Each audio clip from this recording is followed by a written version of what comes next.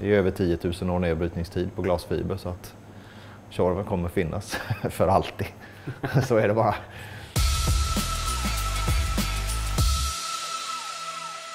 I förra avsnittet tittade vi på Jimmys enorma samling av Tjorvenbilar. Det är Tjorven som den kallas i folkmun. KVD 440 är väl egentligen det riktiga namnet. Kalmar Verkstad DAF och 440 44 är att den är baserad på en DAF 44.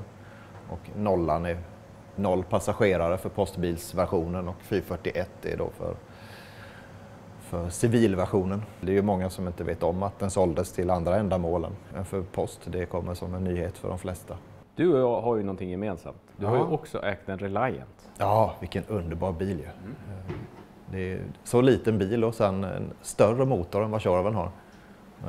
Jag tyckte den verkligen flög fram den bilen. Fantastiskt rolig att köra ju. Och ändå mycket likheter, glasfiber, min var högerstyrd och ja, nej, men kul bil. Jag såg en rolig bild där ute på en Tjorven och en sån här plastcykel, vad heter de? Itera. Ja, det blev ett litet sidospår här på museet. Jag ska bygga ett litet mikromuseum för Itera-cyklarna. Det är en helt här parallell historia med Tjorven egentligen, statligt ägt och plast och ja, att det inte gick riktigt som man hade tänkt sig. Så att, men det ska bli, jag har samlat på mig, jag har en modell av varje Itera-cykel i alla fall och lite reservdelar och lite historik. Och... Men vad då gjorde de flera olika färger? Ja, gud ja.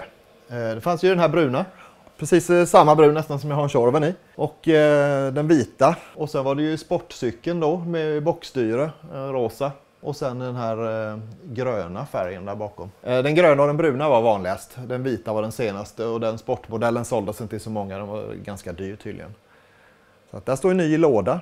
Det är jag som har packat upp den. Bara öppnat lådan. Men hur fastnade du för det här? Ja, jag skulle ha en cykel tänkte jag. Men det stannar ju sällan där. Så att det blev några till. Så att nu kan man lika gärna göra det. Det är ingen annan som har tagit hand om den historien heller. Det är precis som Tjorven liksom. Ja, men lite utskrattat och lite... dåligt och pinsamt och nedtystat. Och det är samma med Itera liksom. Jag tycker det är kul att väcka liv i det där. Om man grottar ner sig så kan man inte sluta sen. Störtsköna cyklar men värdelösa och tunga och dåliga på alla sätt och vis. Det måste man ha en sån tycker jag. Men du är en Syndap båtmotor. Ja, när jag var ung och körde moppe så var det ju Syndap som gällde. Jag har haft jättemycket mopeder. Jag hörde ju redan då som 13-14-åring att Syndap hade gjort en utombordare. Och det var inte lika lätt att hitta grejer då heller för internet. Men drömmen var ju alltid att hitta en Syndap-motor. En båtmotor då. Och bara av en händelse nu för bara några veckor sedan så dök det upp en på Blocket i Västervik. Så att det var bara att sätta sig i bilen och åka och hämta den. Jag vet inte vad jag ska ha den till men hur många har en Syndap-båtmotor? Det är ju ingen som har liksom. Den är ju dösnygg också, bra skick. Så att jag ska starta upp den någon dag tänkte jag. Har du byggt en Tjorvenverkstad också? Ja, det måste man ha. Nu är den tom. Det brukar den aldrig vara. Men idag är den det. Det händer aldrig. Det här jag skruvar. Jag brukar skruva när museet är öppet. Och då kan folk komma ut där och titta och snacka lite. Och det är väl alltid kul att se vad det händer liksom. Här är underredet till en stol. Till en bil som jag håller på att renovera. Dynorna och det är omklädda också. Men det här är bara blästrat och målat. Så att det är en billackerare här i byn som hjälper mig att göra det här. Så att jag får tillbaka det så här bara. 2-3 bilar åt gången brukar jag renovera. För de är ju alltid i olika stadier. Någon ska in på lack och sådär. Man får inte vara sysslolös. Så att jag brukar renovera många samtidigt. Så att, och så man kan välja lite vad man känner för också. Ibland känner man inte för att göra karossarbeten. Då är det gött att ha någon. Man kan skruva med motorn eller leta elfel. Eller, jag tycker det är mysigt att ha många att kunna gå emellan. Så man kan göra det man känner för. Det roliga. Man ska göra roligt ju. Det är ju hela grejen. Men du har samlat på dig mycket delar? Ja, men jag har haft tur. Har jag. Det blir så när museet är ju etablerat nu efter så många år. Hör ju folk av sig. Det dyker upp nästan varje år faktiskt. Så är det någon som hör av sig och har en hög med reservdelar hemma. Nya grejer alltså. Och begagnat mer. Men från en nedlagd bilverkstad eller någonting. Och så, men det kan man ju inte slänga. Det måste man ju spara. Reklamtermometer för Tjorven. Det är ju dösnygg. Och här snarare, ja, det är ju inte frimärken utan det är ju märken. När Kalmar Verkstad skickade brev från kontoret så klistrade de på ett sånt här på, som reklam för Tjorven bara. Och där, så det har blivit väldigt mycket delar genom åren. Det vi ser här det är bara det lilla liksom. Jag har flera förråd och och källare här under och en fartygscontainer. Det är ju skrymmande, så att det blir mycket grejer. Men det är konstigt, för det är ändå, ofta har man inte det man behöver ändå. De här grejerna som alltid behövs, de var ju redan slut. Delarna som finns kvar är ofta sånt som inte var så stor åtgång på, det är därför de finns kvar. Vad är det som alltid behövs då? Backspeglar. Det är en bagatell för att få bilen körbar, men och så är det bromsdetaljer och lampor som är insatser som är rostiga och lyktglas och motordelar och sånt. Det finns ju alltid att få tag i, och det har jag, både nytt och begagnat. Ja, men här har jag lite av mina reservdelar. Ett av förråden. Lite av dina reservdelar? Ja, jag har mycket mer. Ja, det blir ju så. Man skrotar ner lite bilar, och ibland när man köper en bil så är hela kofferten full med någon annan som har samlat på sig delar. Och det går ju åt när man renoverar. Jag renoverar normalt 3-4 bilar per år. Plus då att jag säljer delar till andra och hjälper andra. Så att det är omsättning på dem, absolut. Jag står och sneglar på baklysen, är väldigt vackra tycker jag. Ja, det är Hella universallykta. Det är inget special för Tjorven alls, utan satt på både släpkärror och husvagnar från den tiden. Men de går inte att få tag i heller, för det finns nytillverkare nu, men Hella original finns inte längre, de togs ur produktion. Blinkerserna är också bara en vanlig standard Hella-lykta. Förra året fick jag ju tag i en annons på Marketplace, tror jag, med några DAF-nycklar, nyckelämnen, som måste passa till Tjorven då. Och tänkte de måste jag ju köpa, för det är ju bra att kunna, om man behöver fräsa nya. Och så sa han att jag har nog några till nyckelämnen. Jag frågade, har du fler? Och då hade han väl typ 1000 nyckelämnen till DAF och kopiermaskinen. Så jag köpte hela kittet av honom. Så att det bara finns kvar liksom, det är helt fantastiskt. Så jag ska lära mig bara hur man gör nycklar, för jag har inte använt dem någon gång. Men så har jag även till lite udda Volvo också nyckelämnen till, tror att det är till 340 och kanske 240, är inte så udda förstås, men ja, det har nog lite andra till Volvo med. Den här är då fina. Här är till bakdörrarna på Tjorven-bilarna. Och här är tändningsnycklar till Tjorven till 69. Och här är också tändningsnycklar. Men det är kul att det bara dyker upp sådana grejer. Man slutar aldrig förvånas liksom. Vem ligger på nyckelkopieringsmaskin och nyckelämnen till DAF flera tusen, 50 år efter tillverkningen. Men nu är det här i alla fall. Kommer säkert till nytta. Ja, men här är ju en som en vaktmästare har haft. Ja, står ju här. Flens fastighetsförening. Ett annat användningsområde, en postbil. Och den stod i en lada i Flen. Den såldes till en bilsamlare i Flen, och sen kom jag över den sen. Så den är helt orenoverad och helt orörd sen den användes av fastighetsföreningen. Så det är kul. Jag gillar också även att det står servicevagn. Att man inte kallar det bil, utan att bilarna kallades vagnar ända in på 70-talet. Och här har vi också en servicevagn som också har gått på Kalmarhem här i stan. De hade 3 stycken Tjorvar. Den här är ju renoverad då. Här sitter en luftkyld motor på 800 kubik ungefär. 2-cylindrig. Och så är det slungkoppling på den. Så att, men det är en väldigt enkel motor, lätt att skruva med. Gott om plats också när man behöver meka på plats. Om man tar bort reservhjulet så går det att göra mycket reparationer utan att lyfta ut motorn. Och det är skönt. Det här är ett äkta barnfind. Det är väl ett ord som missbrukas idag tycker jag. Men jag är med i en Facebookgrupp som heter någonting, övergivna platser kanske, eller något sånt i alla fall. Då dök den här bilen upp i alla fall där, att den stod inne i en lada. Jag blev helt eld och lågor när jag såg bilen. Det är ju världens skönaste reklam på. Det är ett klistermärke här där han är legitimerad färg-tv-service. Att han får reparera färg-tv-apparater, och färgerna på den är ju helt fantastiska. Så jag tog kontakt med han som hade lagt ut den här bilden, och det var ju gruppregler att man inte skulle avslöja. Men jag länkade till museet och visade att jag var seriös och att jag ville få tag i ägaren till ladan. Och han tog kontakt sen med ägaren med ladan i vilket fall och berättade om mig. Och det slutade med att det blev affär i alla fall. Och vi fick åka dit och tog ner så här grova träd liksom. Vi höll nog på i ett par timmar med motorsåg, och han bistod med traktor, och så drog vi ut den här bilen. Det är få bilar jag har hittat som har stått inomhus, så jag hade ju ganska höga förväntningar om att det skulle vara ganska bra skick på den här. Det visade sig att den här ladan var byggd mot konstens alla regler, så att det blev översvämning där varje år. Så bilen har stått en halv meter upp i vatten. Flera månader varje år svämmade den här ladan över. Det var knappt att vi fick ut bilen, för den var fullständigt upprostad hela ramen. Så var vi än satte kättingar och stroppar i, så bara ramlade det sönder. när vi drog med traktorn. Men vi gav oss inte i alla fall, utan jag sa den här bilen ska bara med hem.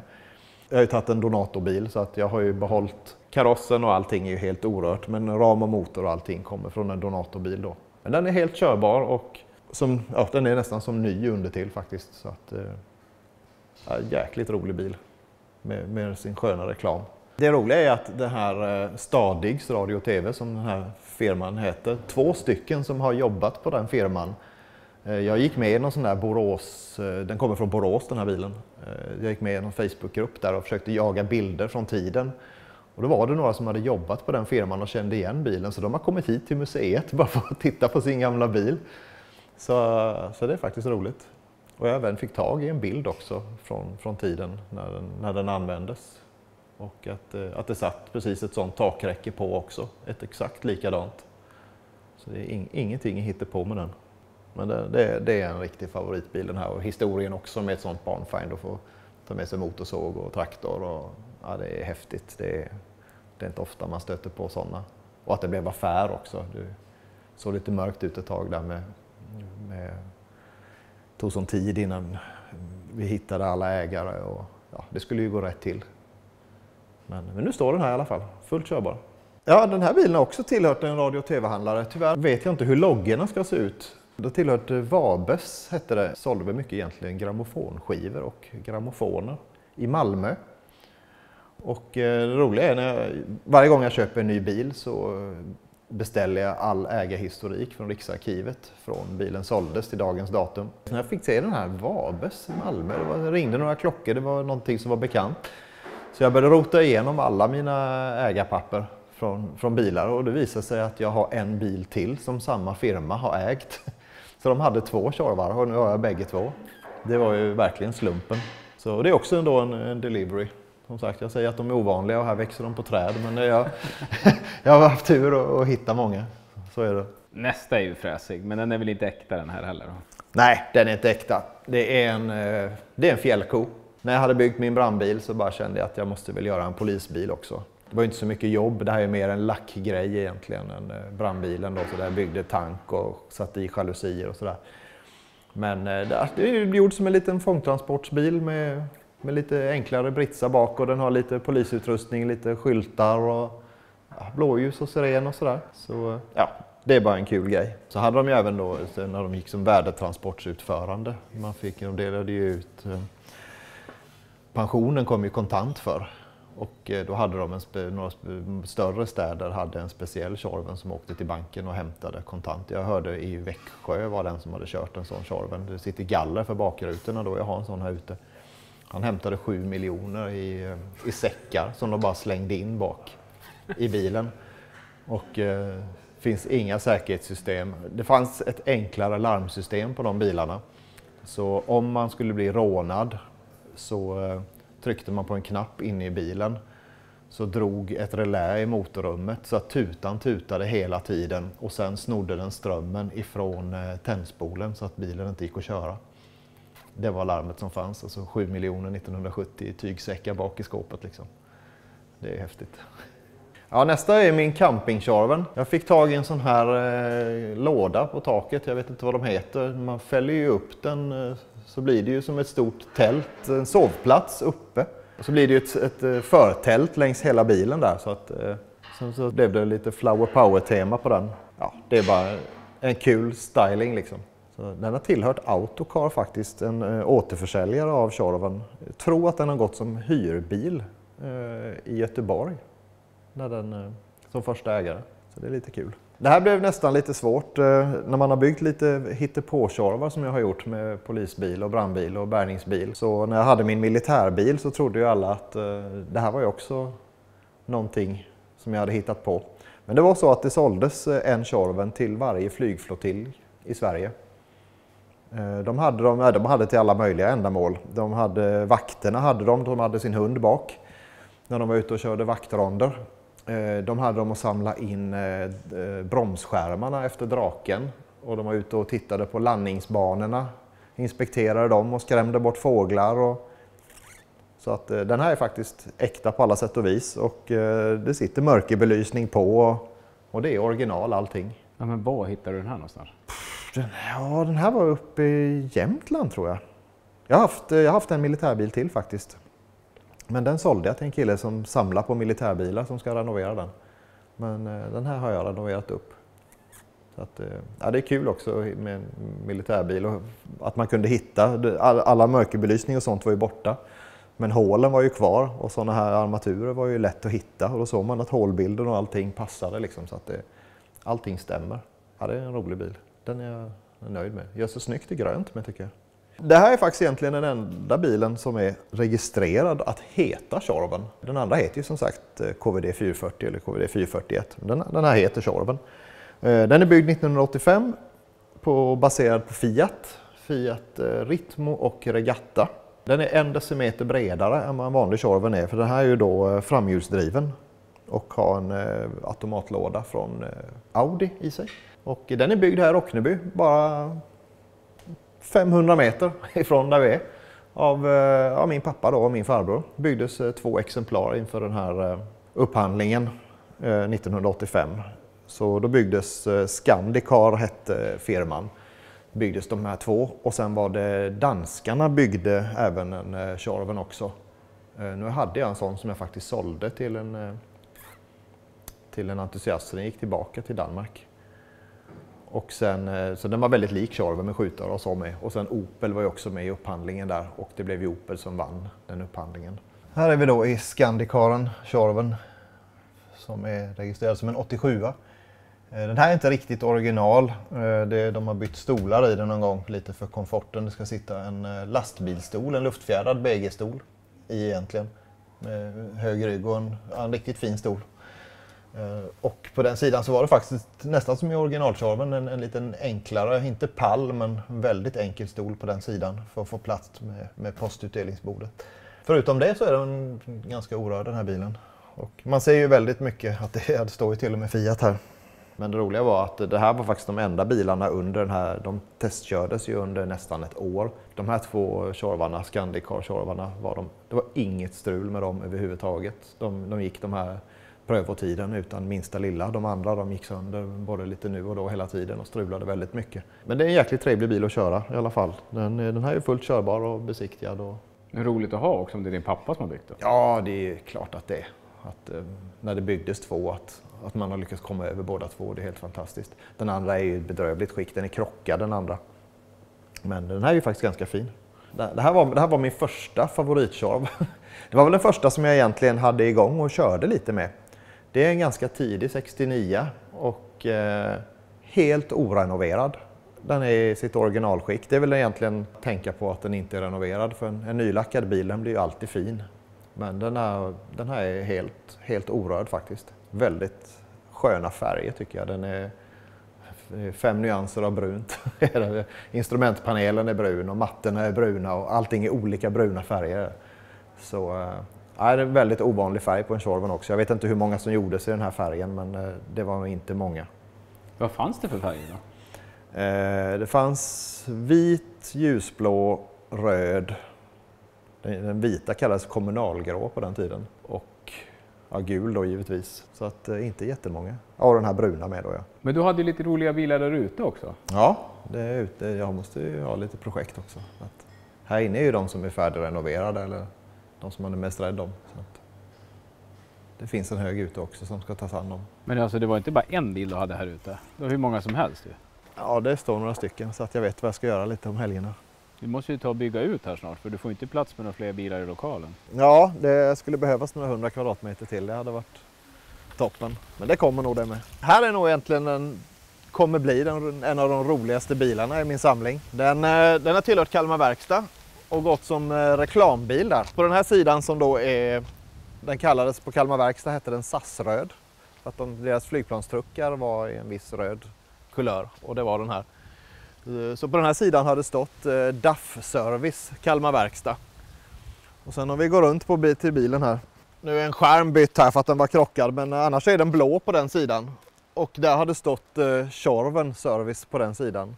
Så tanken var att det skulle se ut som 2 olika bilar när de låg och körde i stan. Det tyckte de var en kul idé. Så att det gjordes faktiskt 4 tror jag sådana här bilar som var målade i halva färgen var. Då tyckte de att de fick 2 bilar till priset av en lite där. De var ute och körde som reklam. Och sen DAF då på ena sidan och Tjorven på andra. Så att, det är kul att den finns kvar, 2-färgad fortfarande. Så den står här snart på tur, den är i ordninggjord med bromsar och motor. Så den ska in på lack bara. En bärgningsbil? Ja, det var lite bara teknisk utmaning att se om det gick att bygga en. Men jag håller på med den, jag har stannat av lite men jag ska fortsätta. Med bärgningsaggregat och luftfjädring och får vi se om den orkar boxera en Tjorven. Det är väl i alla fall målet.